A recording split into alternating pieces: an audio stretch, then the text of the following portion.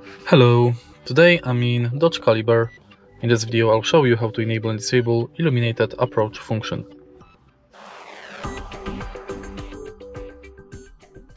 In the beginning, let's take a look at the display behind speedometer.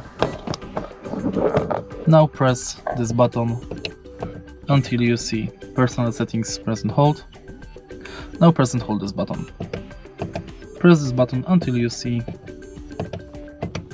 illuminated approach, then press and hold this button to enable this function between off 30 seconds, 60 seconds and 90 seconds. And that's it. If you find this video helpful, please leave a like, comment and subscribe.